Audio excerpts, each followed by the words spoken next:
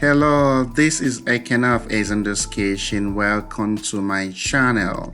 So in this video, I'm going to be talking about how I prepare this fresh turkey and made it look this very moist and creamy and more importantly, very delicious considering how I marinated it, number one, how I roasted it, number two, and how deliciously it tasted by the time we were done making the turkey. That was about almost like 4.5 hours later.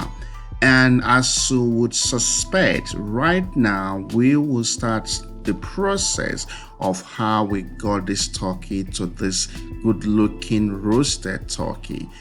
The first I would say is when it comes to roasting turkey, how you marinate it or how you combine spices to marinate your turkey is very, very important. As you can see, what I'm doing right now is organizing my herbs that I'm going to use to marinate my turkey. Even though I have the dry version of all the spices I'm bringing out right now, except of course the spring onion. I have my thyme, I have my rosemary, I have my oregano, I have my sage, and of course I have my spring onion as you see there, including of course the parsley. In my other bowl there I have of course the red bell pepper, onion, ginger, and of course lemon. So what I'm going to be doing with all these herbs and spices of course is to get them ready to blend them to that texture that I would like to use to marinate the turkey. I'm just cutting my spring onion right now. After of course the spring onion, the next I will cut will be my parsley, as you guys can see. After I added my parsley, of course the next you will see is of course adding more and more of all the poultry herbs I just washed that I just mentioned also, which I also list in the description section on my channel. Right now I'm just taking care of the ginger, trying to peel the bark and then add it to what I'm going to blend, including of course sweet onion that I'm used. Here I am blending of course, as you guys can see, all the herbs together. Notice that I didn't add so much water because I want the texture not to be too watery so that it can stay inside the turkey by the time I start marinating, which you guys will notice when I start. Right now of course the herbs are done, very green and beautiful, and done blending. I also blended of course my tatashe red bell pepper just in case if I might need some while marinating. But what is important that I also know that I will need here is my Scotch bonnet pepper, which I just finished blending. Notice the white particles in this blended puree.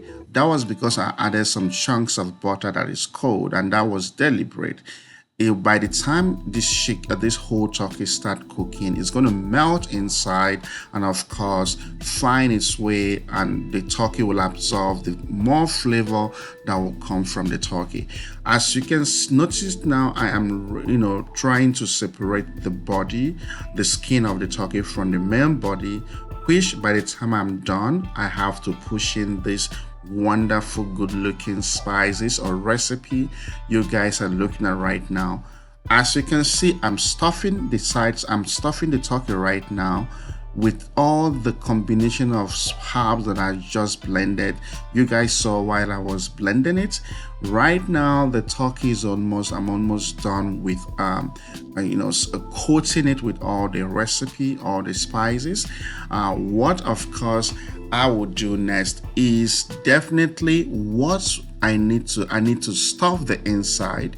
I need to stuff the inside with the most important herbs, the same one I applied on it, but more importantly put some fresh herbs inside, including spring onion, parsley, and of course I'm adding the neck of the turkey inside now, which I later brought out anyway.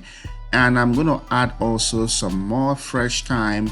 And now right now I'm adding some onion, which the essence of adding all this is to ensure that while the turkey is roasting, and we want to be sure it's cooking well from the inside and absorbing all the flavors that would come from the fresh thyme, fresh rosemary, fresh spring onion, fresh sweet onion, to boost the taste eventually when you are eating the turkey.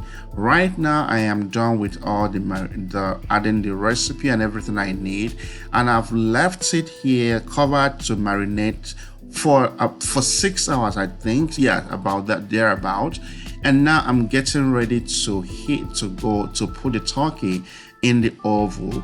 Right now I'm building the foundation needed to support the turkey, again like I said, to keep absorbing all kinds of spices in the process. I have my parsley leaves well placed. I have my red bell pepper. I have my carrot. I have my orange bell pepper. And of course, I have my yellow bell pepper too, including potato.